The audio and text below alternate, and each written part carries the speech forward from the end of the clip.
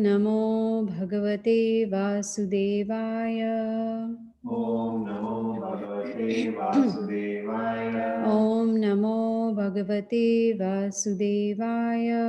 Om Namo Bhagavate Vasudevaya. Om Namo Bhagavate Vasudevaya. Om Namo Bhagavate Vasudevaya. So we are continuing with Bhagavad Gita as it is, chapter number 13, Nature, the Enjoyer and Consciousness, text number 21. Karya Karana Kartritve Hetu Prakritiruchyate Purushah Sukha Dukkhanam Bhoktritve Hetu Ruchyate. Translation and purport by Srila Prabhupada. Nature is said to be the cause of all material causes and effects, whereas the living entity is the cause of the various sufferings and enjoyments in this world. Like someone like to read the purport? Okay. The different manifestations of body and senses among the living entities are due to material nature. There are 88,400,000 different species of life, and these varieties are creations of the material nature. They arise from the different sensual pleasures of the living entity, who thus desires to live in this body or that. When he is put into different bodies, he enjoys different kinds of happiness and distress.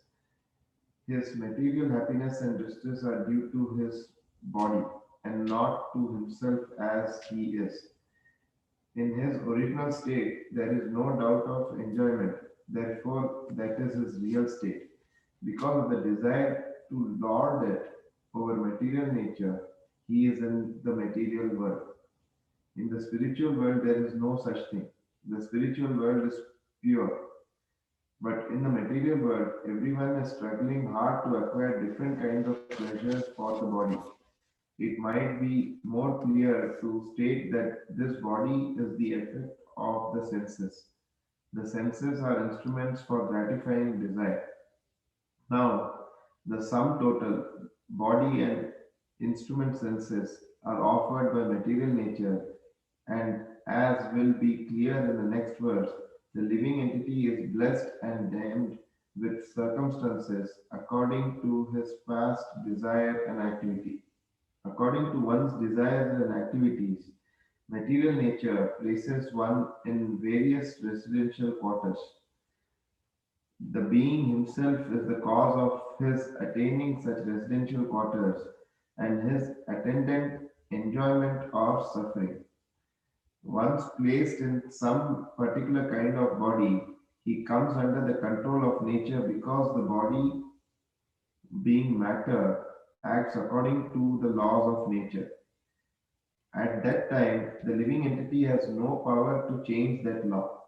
Suppose an entity is put into the body of a dog. As soon as he is put into the body of the dog, he must act like a dog. He cannot act otherwise. And if the living entity is put into the body of a hog, then he is forced to eat stool and act like a hog. Similarly, if the living entity is put into the body of a demigod, he must act according to his body. This is the nature of law, the law of nature. But in all circumstances, the super soul is with the individual soul. That is explained in the Vedas as follows. Dvasuparnas Sayuja Sankhya. The Supreme Lord is so kind upon the living entity that he always accompanies the individual soul and in all circumstances is present as the super soul or Paramatma. Thank you. Om Jnanatimirandasya Jnananjana Shalakaya Chakshur Unmilitam Yena Tasmai Shri Gurave Namaha. Very important verse where he's saying, Krishna is saying, nature is said to be the cause of all material causes and effects, whereas the living entity is the cause of various sufferings and enjoyments in this world. So we cannot blame God, right? If we are suffering, we cannot blame God. Of course, if we are enjoying, we don't give him the credit for it, yes, because we think we have earned that enjoyment, so it belongs to us. So here we can see that the body is changing due to the material nature. But more important thing to understand from this verse is that we are the cause of our sufferings and enjoyments. Based on our activities, either we suffer or we enjoy. And the duration of that suffering and enjoyment is based on our past activities. That is our karma, which we already learned in chapter 3 and 5. Now, in the Padma Purana, there is this reference about 8.4 million species of life that Srila Prabhupada mentions in the purport. And in the Padma Purana, it also gives us the uh, exact number of species. For instance, it states that out of these 8.4 million species, 900,000 species live in the water out of those 8.4. 2 million are non-moving like trees and plants. Then 1.1 million insects and reptiles, 1 million birds, 3 million quadrupeds, the ones with 4 feet, right? 4 legs. And balance 400,000 human species, the least number. All others are in millions and all, right?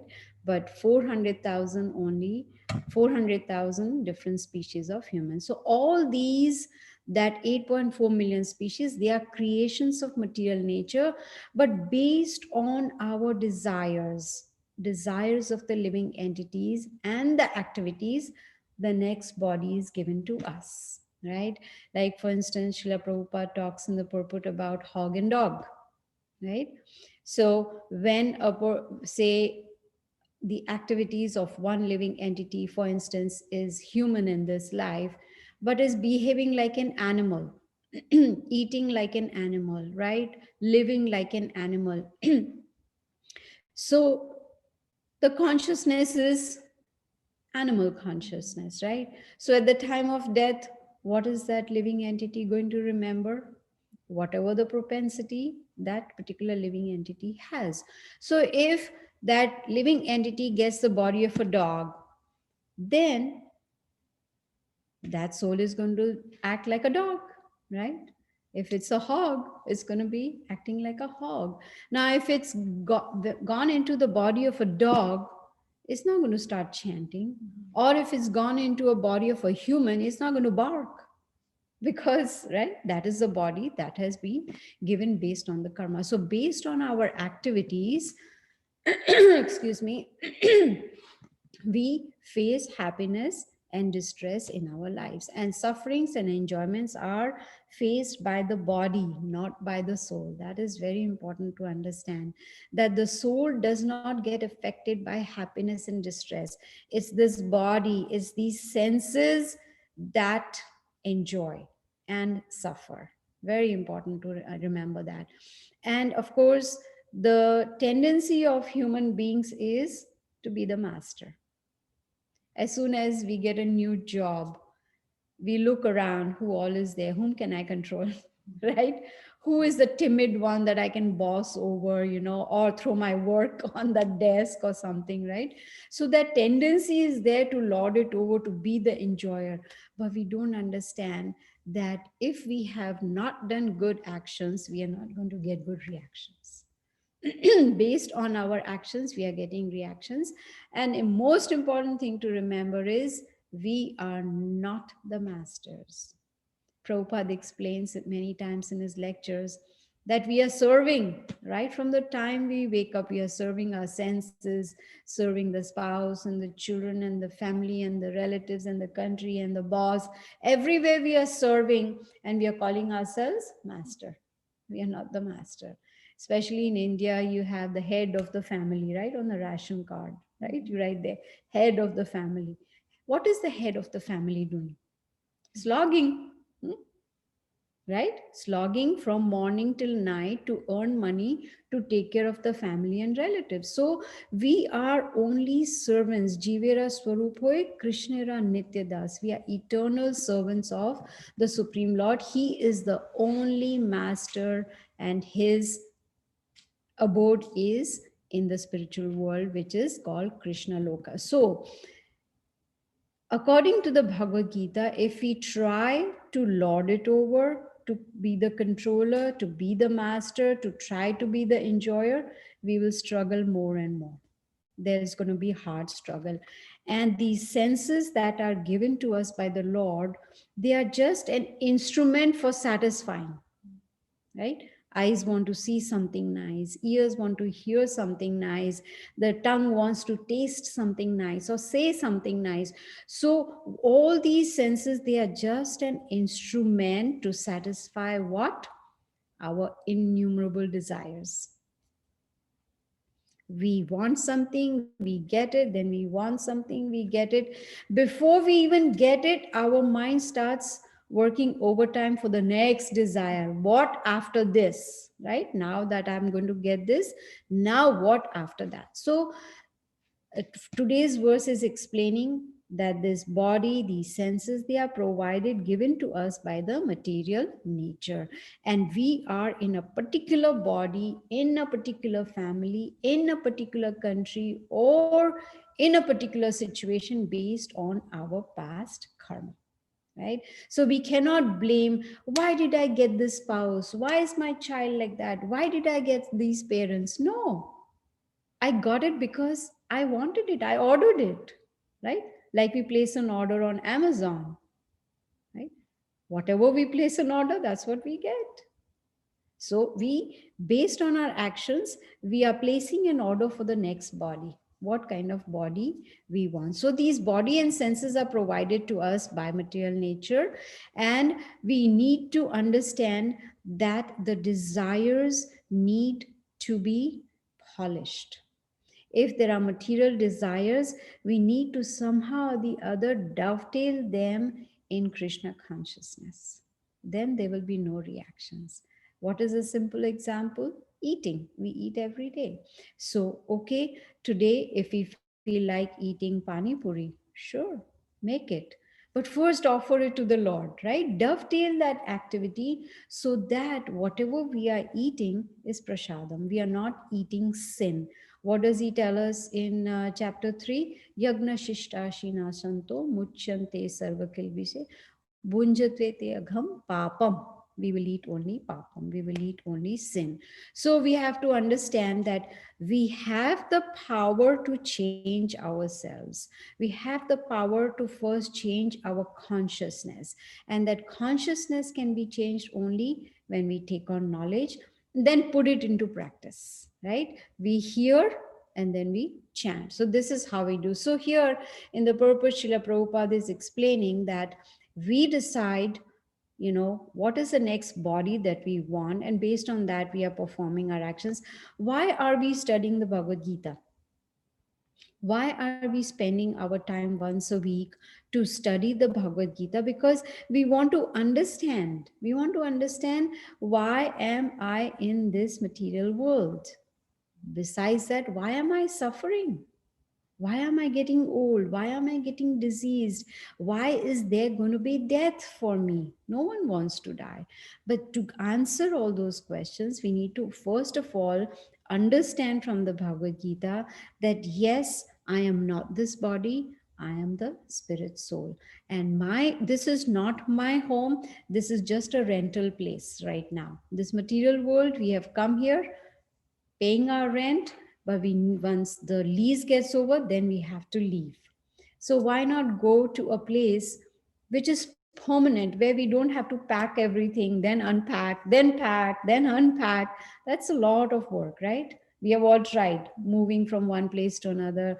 You have to pack everything, and then that whole stress is there, plus the expenses there, right? And then we go to the house, we buy a house, we unpack it. How long does it take to unpack? 1 week, maybe a month. It takes months, right? For a long time, we don't know what is where, even though we mark it on the boxes, kitchen, bedroom, but still we can't find, right? It's a huge hassle. Narad Muni says that we must have very little baggage. And we have tried that when we travel, especially to India. If we have those big, big, heavy suitcases, it's so hard to even drag them and put them on the belt. And, it's just take a small bag. So, excess baggage is where the problem comes. So, in fact, I remember once my husband was giving a lecture and he said that we have the tendency of collecting, right? That collection, that I see this, let me put it, no place in the house, no problem, storage, put it, dump it in the storage. And then the whole house starts getting filled up with things, and then we see, oh, what do? I want new things. Okay, let me have a garage sale, or let me have a yard sale, and then just let it go for $1 or 50 cents or whatever. Why? Right? Why? We are here for a short time. For instance, I am sent by my boss to, say, Dallas, Texas for a business trip, 3-day business trip. Now, my goal is to somehow or the other get the project. I have to get that business that I'm going for. But when I go to the hotel room and I don't like the drapes, they are brown color, and that's not my favorite color. And I spent 3 days to renovate the hotel room, and I forget my business. When I come back, what happens? I lose my job, right? I wasted the opportunity. So we've got this human form of life to somehow or the other finish the business in this lifetime and then go back to the spiritual world instead of trying to, there's nothing wrong in having a nice house, have, basic necessities or whatever, but the main thing should be, we should understand that this house belongs to Krishna, and this house should be used in spreading Krishna's knowledge. That should be, the Krishna should be the center of that house, so it should be called a temple. The house should be called a temple. So then we are utilizing this human form of life in all our activities, whatever senses that we have, we are using it in Krishna consciousness, whether it is eating, seeing, hearing, whatever it may be. So here it says in the purpose, Srila Prabhupada is explaining that based on our actions, we get the next body, and that is the law of nature. But the best part is we get to decide. Just like when we go shopping, we get to decide which item to pick up, right? Imagine we go to Target and the employee there drags us with our drags us and says, you to a shelf and says, you got to buy this, you have no choice. How would we feel? I don't want it. No, this is, you enter Target, this is what you need to buy. That would be ridiculous, right? We should have a choice. And here Krishna has given us a choice. What body do you want next? Or do you want to break this cycle, no more material bodies, get a spiritual body, and go back to the spiritual world? So based on our actions, we get the next body. And best part is, Srila Prabhupada talks about this in the purport towards the end, that Krishna is traveling with us from one body to another. Supposing my next body is that of a dog, Krishna will come with me in that body too. How merciful. He is traveling as super soul in the body of with every living entity. He is traveling with them. He does not leave them. Right? Now, supposing the children, they are not listening. What do you say? Okay, go do what you want. Right? Keep saying, come on, you got to do your homework, got to do your homework, got to do, not listening. Okay, go, just do what you want to do, right? Krishna doesn't do that. We are failing life after life after life. We are repeating one birth, another millions and millions of births. We are just going one after another, but he is still with us. He doesn't leave us. He keeps guiding us. And if we have that sincere desire to progress spiritually, then He is bringing us close to the devotees. He's bringing us in association of devotees, in association of those who are spiritually inclined, so that we can take this up more seriously. So choice is ours. We make the decision, but our decisions will result in the next body that we get. Let's see verse number 22. The living entity in material nature thus follows the ways of life, enjoying the three modes of nature. This is due to his association with that material nature. Thus, he meets with good and evil among various species. So, what is Krishna talking about? Enjoying three modes: goodness, passion, and ignorance, and association with material nature. And what is the result? Then we meet with good and evil in different species. Now, many people, they don't believe in transmigration, right? They don't believe at all. They think that there is only one life, and after death, finished, everything is over. Okay, if that is the case, my question is, then why is it that on the same day, at the same time, two kids are born? One is born with a silver spoon and the other in poverty. One is born very beautiful with all parts intact, whereas the other one is born blind. The children have not had a chance to perform any activities. They haven't done any karma. So why this discrimination? Is God fool? Is God a fool? No. This clearly states that there is transmigration, there is karma working based on our activities, based on the activities of those two children. They have got that particular birth. And if they've got some defect in their body, it's based on their past sinful activities. So we cannot blame God at all. So here we can see that Krishna is talking about transmigration also, like, going from one species to another, good and evil, depending on our choices that we make, right? Just like students, if they choose to study, they pass the examination and they go to the next grade. If they choose to just play and not study, or not, listen to what the teacher has to say, not follow the instructions, then they have to repeat the class, right? So it is the choice of the students. Similarly, it is our choice. Now in chapter 2, we study Dehino asmin yatha dehe kaumaram yauvanam jara tatha dehantara praptir dhiras tatra na muhyati. That the soul is changing body from boyhood to youth to old age. Similarly, the soul changes a body and goes to another body at the time of death.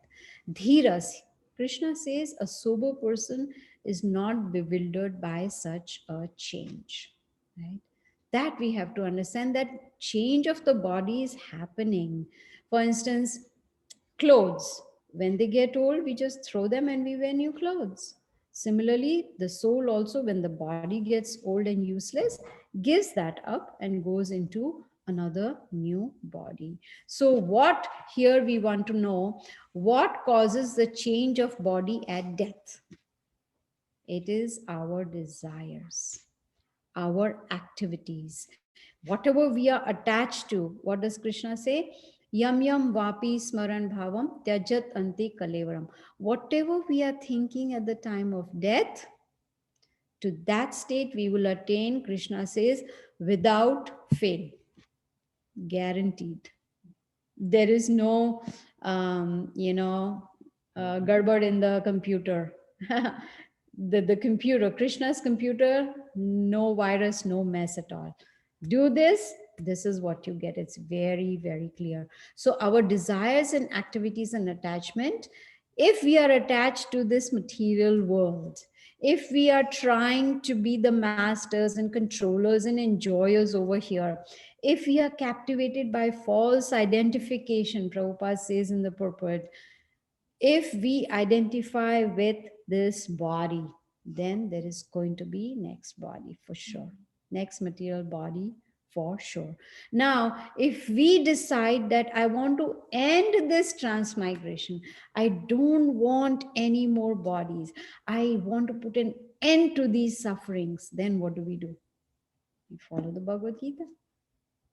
Chapter 3, chapter 5 is talking only about karma yoga, how we should perform our activities in such a way that there is neither good reaction nor bad reaction, because good reaction is also not good. If we, supposing I, do give a lot of charity, open schools and hospitals, and do a lot of pious deeds, then I have to come back in this material world, because Krishna has to give me the reactions of my good actions. So we have to do activities which have neither good nor bad reactions. So that stage will come only when we first of all understand the basic knowledge of Bhagavad Gita, which is I am not this body, and act accordingly. And of course, once we understand I am spirit soul, I have given so many times example of fish out of the water, right? The position of the fish is in the water. No matter what we do, once we take the fish out, fish is not going to be happy. So we are like that fish out of the water in this material world, because we belong to the spiritual world. And now here we are struggling because we are gasping for breath, which means we are suffering.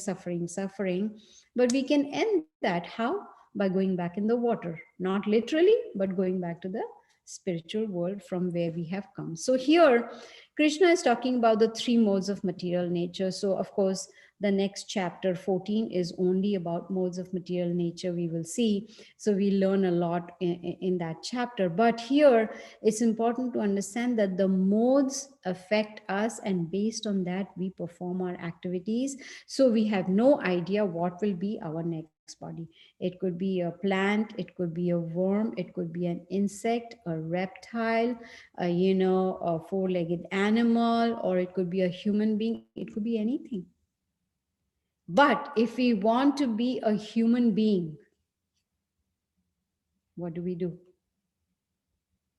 Of course, there are some who would like to be, I know someone in one of the lectures told me that I would like to be a bulldog in my next life.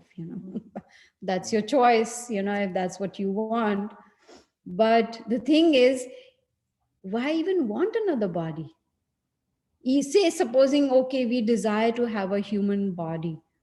What's the guarantee that we will have access to Bhagavad Gita? What's the guarantee that even if we have access, we will take it up? There's no guarantee, right? It'll depend in what mode we are working. Either we are in ignorance, passion, or goodness, or a mixture, or whatever it is. So that is a very dangerous position. So it's better to prepare now that we have this golden opportunity. We have Prabhupada's Bhagavad Gita as it is. There is so much. The whole process is very simple. Prabhupada says, Bhakti Yoga is simple for the simple and complicated for complicated. It depends on us whether we make it simple or we make it complicated. But to be able to work above these three modes, which means transcend these three modes, we have to first come to the mode of goodness. We cannot go to pure goodness from ignorance. We have to first come to the level of goodness, and then we can transcend and go to the mode of pure goodness. So it's important to understand how these modes act, and we will learn more in the next chapter, chapter number 14, because based on the modes that we perform our activities, the result will be accordingly, right? Our consciousness will get affected by the modes. Say, supposing we see that someone is acting in the mode of ignorance, and if we continuously associate with such person, then what will happen? We will automatically get what you call, what is that word?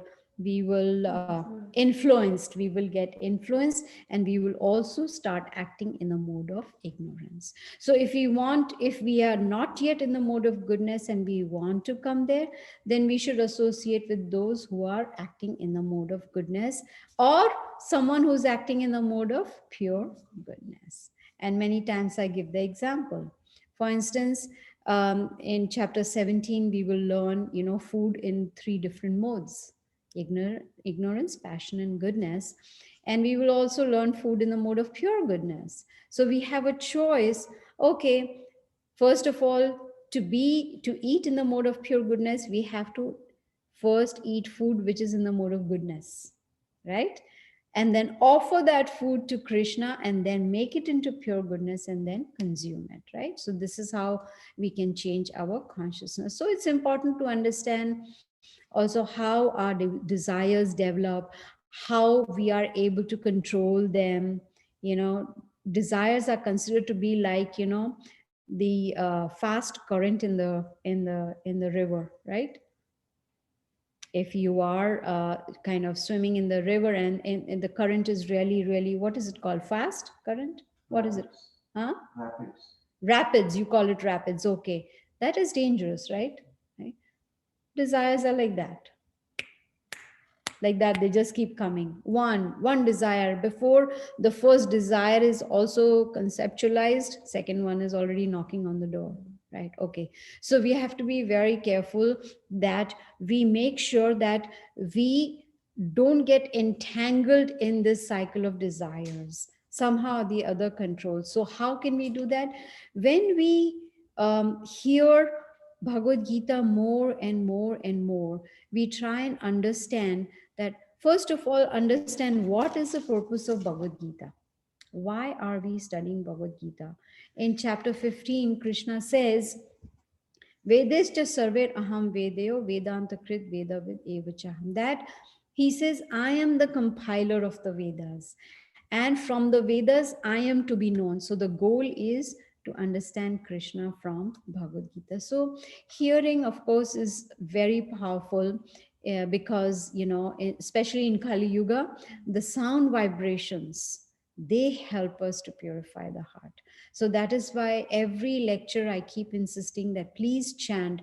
When we chant and we hear chanting, then that's how we are able to somehow or the other even control the desires, purify the heart.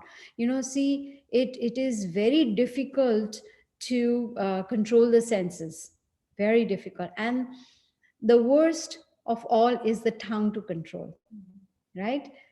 Eating and vibrating, these are the two activities of the tongue, very difficult to control. But if we start chanting, we hear those sound vibrations, and we eat only Krishna prasad, then the tongue starts getting controlled, and then the other senses automatically get controlled.